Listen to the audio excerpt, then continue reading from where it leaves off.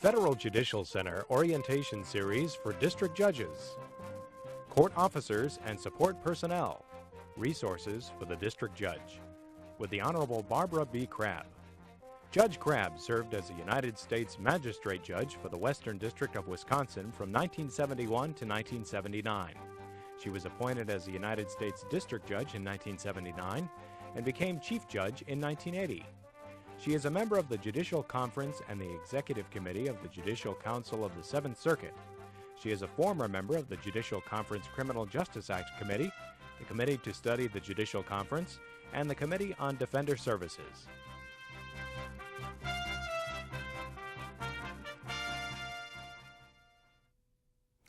Let's start with the premise that you want to be an effective administrator of your caseload. You don't want litigants to wait for years to have their disputes resolved. You don't want to be a problem judge for your court. You do want a modest amount of leisure time for yourself and your family. Okay, how do you get there? My presentation will focus on resources that can help you achieve these goals. We'll look first at some basic management abilities that you can cultivate in yourself. Then we'll move on to other people in your court. Who are they? How do you take advantage of the full range of their abilities? We'll explore some new technological resources that can make a difference in the efficiency of your courtroom and chambers. I'll try to allow for variations in approaches and talk about practices in courts where I've sat as a visiting judge as well as in my own court. Within the system, there are hundreds of different ways of operating, so some of what I suggest may not be wholly workable for your court. However, you shouldn't think that the way your court operates now is the only way a court can operate. It's an easy trap to fall into. Because courts are so isolated and judges are so busy, outmoded practices tend to persist, simply because no one questions them. One of our primary goals in this orientation seminar is to alert you to new and better procedures for running your court. Obviously, this brief discussion can't introduce you to more than a few new ideas. You'll pick up many more as you talk with other judges at conferences and seminars. Better yet, you'll have a chance to sit in other courts, to help out in judicial emergencies. If you have such an opportunity, seize it. There's no better way to improve the running of your own court than to see another one from the inside. Especially in today's world of expanding technologies, you have options that weren't available just a short time ago. We want you to leave the seminar remaining sensitive to your own court's traditions and current practices, but open to new ideas and receptive to suggestions for improvements. Let's look at abilities that make judges effective managers. I've found 3 basic strengths that make a difference in any court. First, it helps if you can make decisions promptly and without undue agonizing. I'm not talking here about decisions on major constitutional issues, but about those on more mundane matters, discovery disputes, motions for continuances, bail requests. Second, it helps if you can settle for less than perfection in your work. If you're impelled to recreate the Sistine Chapel in every case, even when a stick figure drawing might do, you'll find it difficult to keep up with your caseload. Third, it's crucial to keep a good sense of priorities so that you can separate the really urgent matters from the only fairly urgent. If you can't do these things, none of my suggestions may be very useful to you. But don't despair. These abilities come more naturally to some people than to others, but they can be developed with practice. Learning to work with those around you is important in any job, but it's particularly so in ours. That's because the job of judge is an unusual one. On the one hand, the judge is like the producer or director of the show. On the other, like the indispensable star of the show. In other words, judges do the backstage work and the performing as well. We can't delegate the performing, at least not the main events. We can't delegate all of the backstage work either. But since we can't do everything ourselves, we need to delegate as much as possible of what we're permitted to delegate. And since there aren't all that many people backstage, We have to utilize what few people there are in the most effective way possible. I have a personal philosophy that judges should delegate everything they can, consistent with the Constitution, federal law, and their court's operating procedures. Everything, that is, except those jobs that give them the most personal satisfaction. Almost every judge has more work than he or she can possibly do, no matter how productive and dedicated the judge. You can help to keep your work under control by being constantly alert to the potential of those around you and how their roles can be expanded. I believe that courts should try to utilize each person on the court staff to the maximum level of that person's ability and experience, whatever his or her job title might be. We'll talk about some specifics a little later. A corollary of my delegation principle is the idea that we should never stop reevaluating the way we work. We should analyze each of the separate tasks we do and ask whether they can be done more effectively or in less time, whether they could be done just as well by someone else, or whether they're worth doing at all.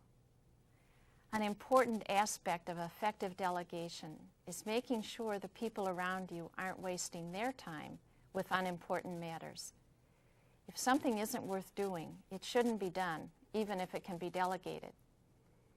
Now, on to some specific members of your new court team. I'll start with the clerk of court. Chances are you've already met with the clerk as part of your orientation process, and you have some idea of the clerk's job. You may have come to realize that the clerk and the clerk's office are the nerve center of the entire court. The better the clerk's office works, and the better you work with it, the better your own work will be. The clerk's office doesn't just accept and docket filings and create files. It's your biggest ally in the management of your caseload.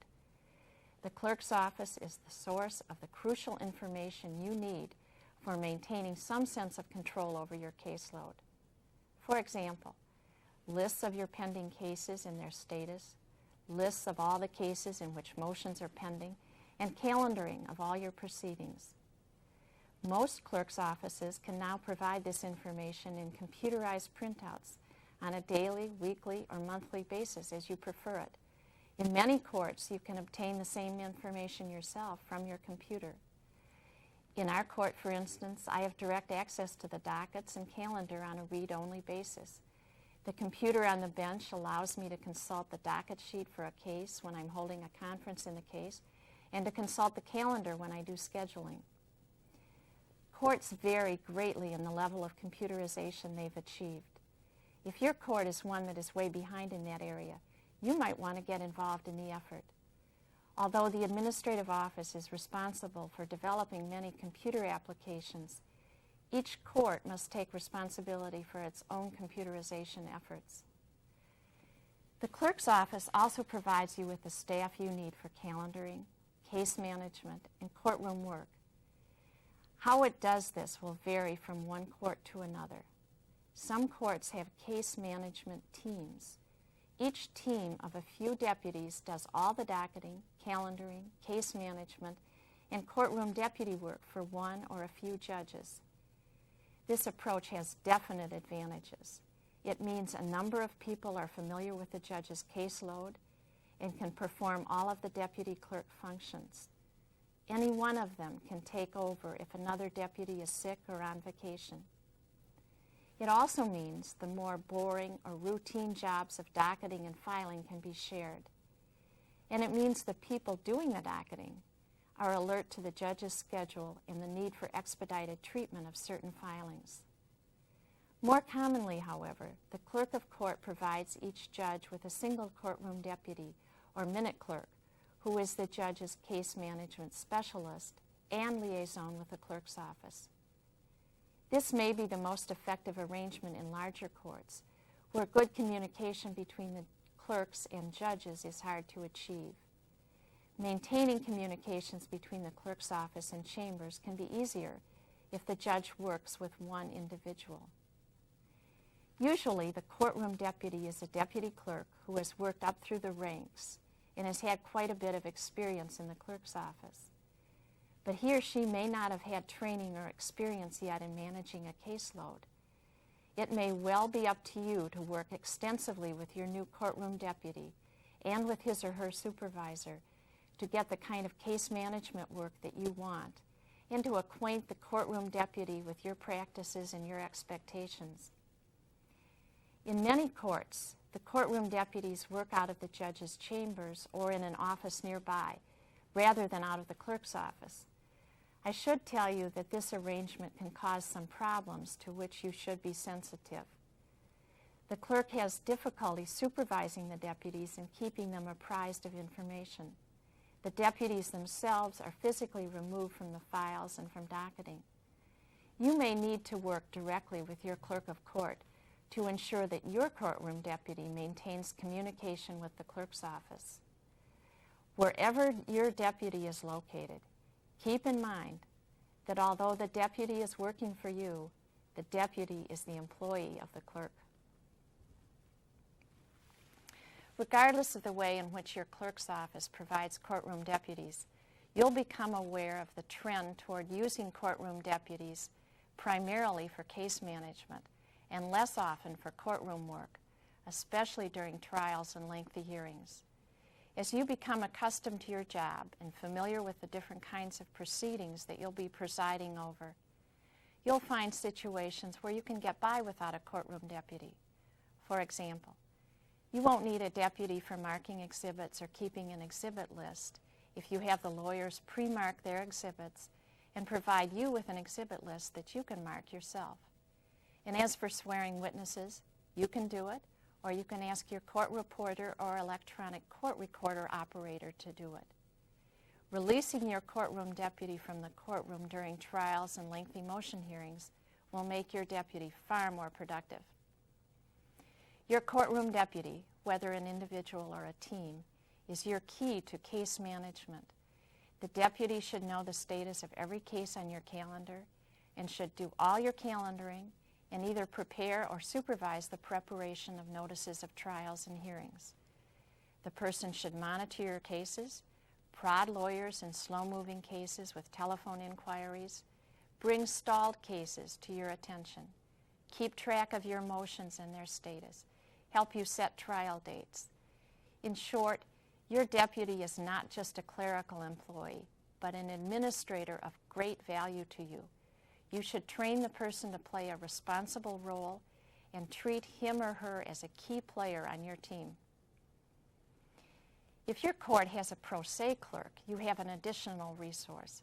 That person can handle much of the administrative burden of prisoner cases, answering correspondence, screening complaints, monitoring case status, and drafting opinions and orders in prisoner cases.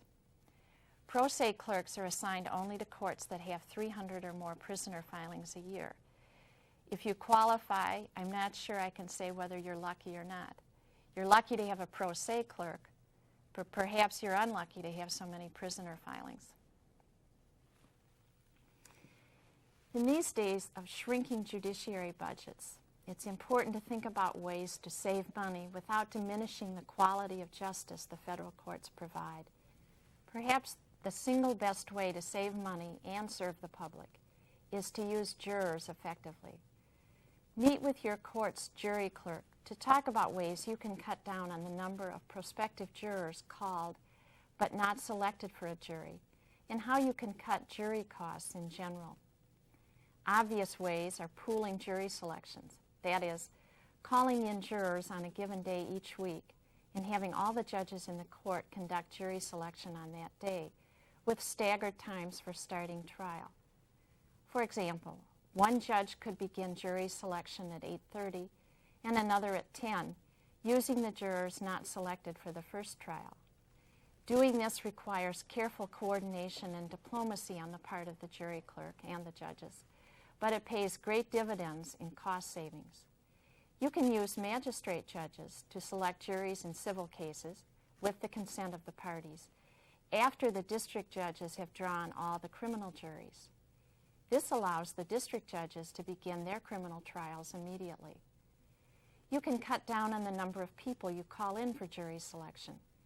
Careful thought about the number of strikes for cause will enable you to make fairly accurate predictions of the size of the panel you will need. In long trials, you can ask the jury clerk to send out advance notice of the length of trial and ask prospective jurors to write back if they cannot serve for that length of time. If you're used to having 2 alternate jurors in most cases, think about whether you need 2 rather than 1. Then there are court reporters. The growing trend is toward establishing a pool of court reporters for the entire court who share equally in all the court reporting work, rather than having one court reporter assigned to one particular judge. Pooling may not strike you as advantageous at first. Think about it. With pooling, you won't have to worry about a court reporter being sick or being on vacation or being overworked or underworked at some particular time. With pooling, the reporters spell each other for long trials or for lengthy hearings. They take care of all scheduling and arranging for substitutes or for extra reporters when necessary, and none of the judges ever has to give a thought to the situation. If you prefer, you may have your proceedings electronically recorded rather than taken down by a court reporter. Many district judges use electronic court recorder operators as a less expensive yet equally effective alternative to a court reporter. Your clerk can help you with information on electronic recording if you're interested in it. Then there's a librarian. You can't really appreciate all that a librarian can do for your court unless, like me, you spent 10 years or so without a librarian. Your librarian will help you with unusual research requests, Lexis and Westlaw searches, ordering books, and will train your clerks and you too on Lexis and Westlaw if you want it. If your court doesn't have a librarian, the Court of Appeals librarian is available to help you. On to some other offices. The probation office has essentially 2 major functions: the preparation of pre-sentence investigation reports designed to help you with sentencing, and the supervision of probationers and those on supervised release. These officers are thoroughly trained to work with the sentencing guidelines and perform the other, often complex duties of their jobs. Their thorough and well-documented reports and their insights and experience in sentencing can be of great assistance to you in performing the job that you'll probably find the single most difficult job you perform, and one of the jobs you cannot delegate. As helpful as the probation officer is, you alone are responsible for making the sentencing decision in each case. Pretrial services officers do pretrial bail studies that help take some of the guesswork out of bail decisions, and they provide supervision for some persons on bail. In some smaller courts, this pretrial service is performed by the probation office rather than by a separate pretrial services agency. The Marshal's Office is an agency not of the court but of the Department of Justice, yet it spends much of its time working directly with the courts. The Marshal provides court security, including supervising criminal juries throughout a trial and supervising all deliberating juries, whether in civil or criminal trials.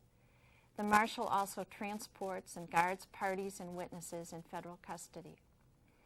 The Chief Justice and the Attorney General have worked out an agreement detailing the level of service that the Marshal Service is to provide to courts.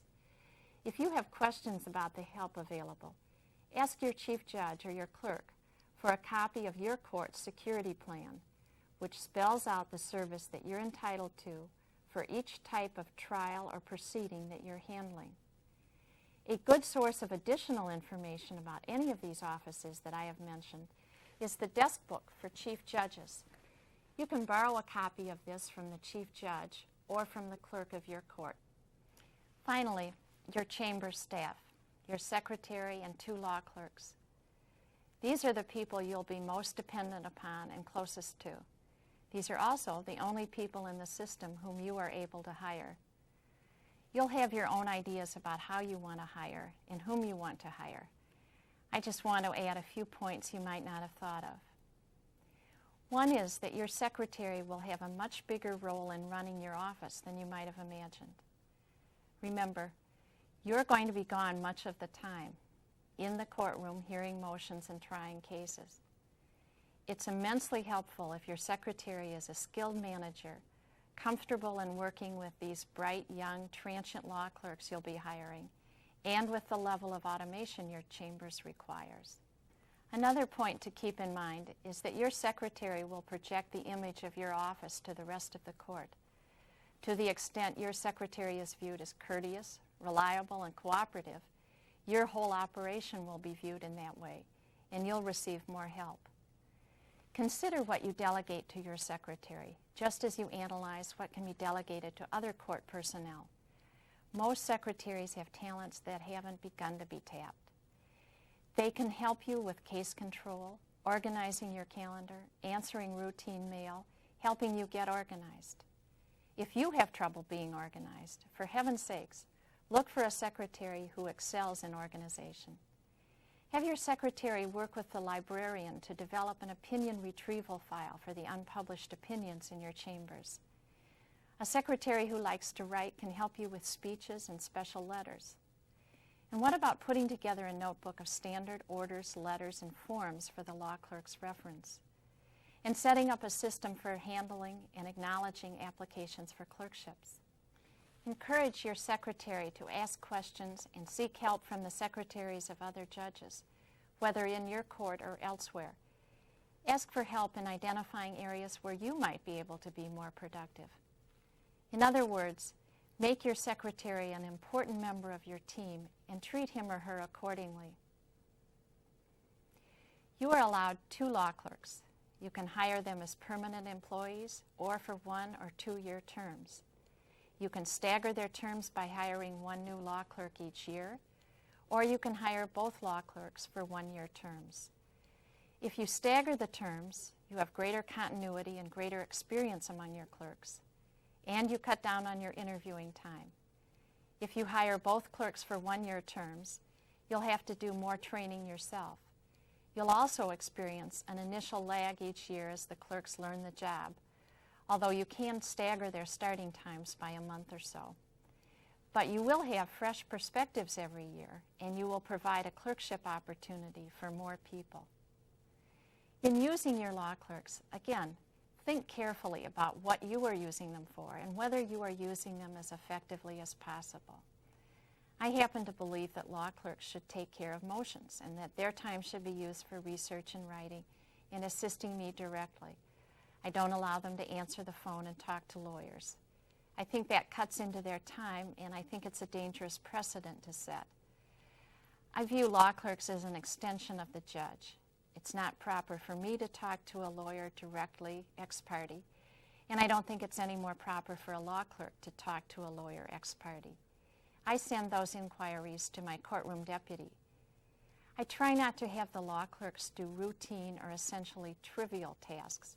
They sit in on court proceedings, but only when they want to.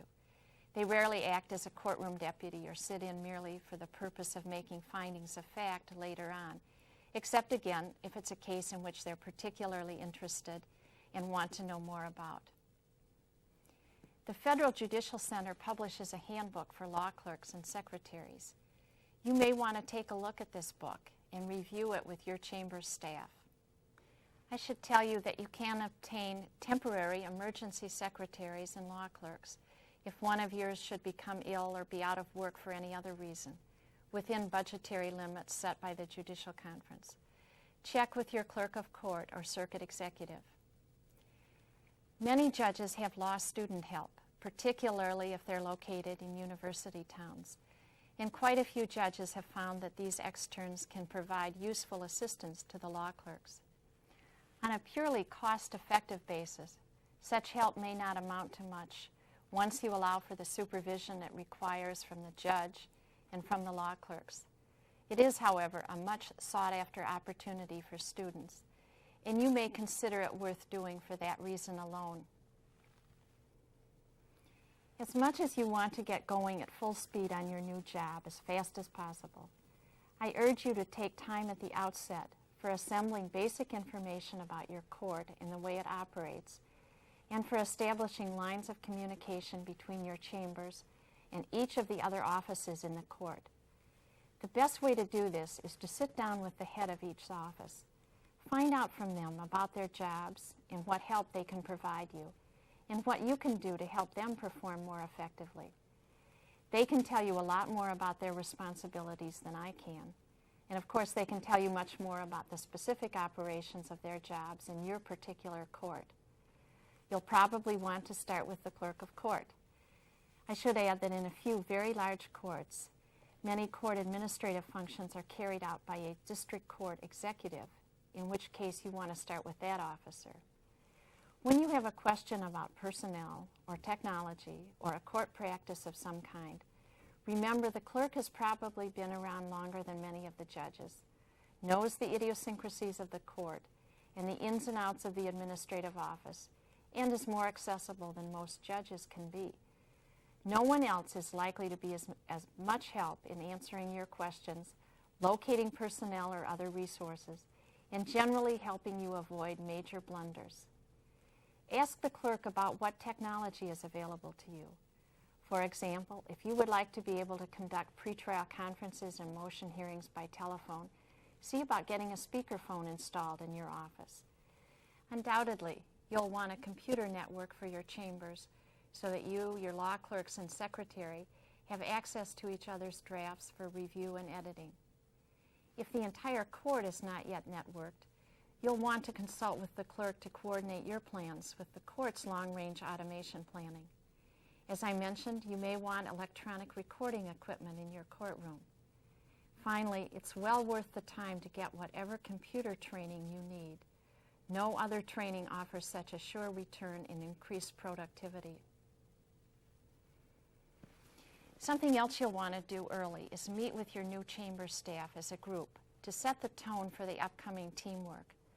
It's a good time to make sure everyone is reasonably comfortable with their new computers, to talk about case management, about work assignments, about your expectations of your staff. Some judges find it valuable to continue chamber staff meetings on a regular basis. This will provide you with timely information on who's doing what. For example, you can get a status report on each law clerk's work.